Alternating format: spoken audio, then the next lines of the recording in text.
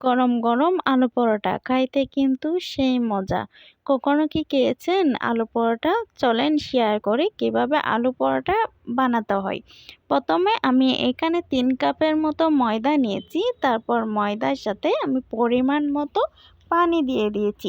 তারপর এগুলো আমি ভালো করে মিক্স করে নিব, যাতে এখানে দলা দলা বা থেকে না যায়। তারপর এখানে হচ্ছে আমি চিনি দিয়ে দিব, প্লাস লবণ দিয়ে দিব।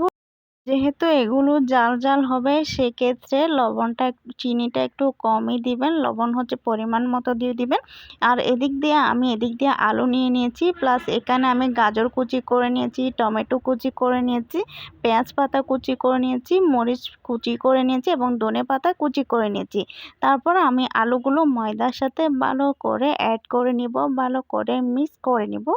আলুগুলো ময়দার সাথে ভালো করে মিক্স করে নেওয়ার পর ওই যে আমি এখানে কুচি করে রেখেছি গাজর, পেঁয়াজ পাতা, এগুলো সব হচ্ছে আমি ভালো করে অ্যাড করে নিব। দেখেন কিভাবে অ্যাড করতেছি, এগুলো ভালো করে অ্যাড করে নিব।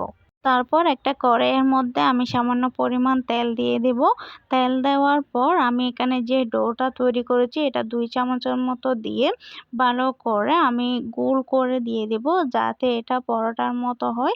তারপর আরেকটা চামচের সাহায্যে আমি চারপাশ দিয়ে একটু তেল দিয়ে দেব। তেল দেওয়ার পর এটা আমি সুন্দর করে উল্টিয়ে দেব। উল্টিয়ে দেওয়ার পর যাতে 2 পাশ দিয়ে হয় আর কি।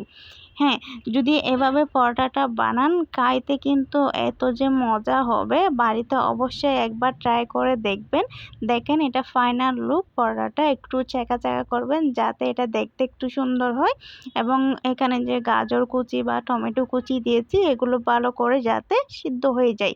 এই যে এটা হলো ফাইনাল লুক, দেখেন আমি এখানে অনেকগুলো বানাইছি। তারপর এটা খাওয়ার সুবিধার্থে একটু অন্যরকম করে খাইতে পারবেন, সেটা হলো শসা, গাজর এগুলো দিয়ে। তারপর হচ্ছে এখানে হচ্ছে আমি সস দিয়ে দিয়েছি। সস দেওয়ার পর এটা হচ্ছে আমি গোল করে নিব। দেখেন এভাবে যদি গোল করে নিয়ে আপনারা একটু টক টক করে খাইতে পারেন, খাইতে কিন্তু অনেক মজা হবে। সো বাড়িতে একবার ট্রাই করবেন। আল্লাহ হাফেজ, ভালো থাকবেন।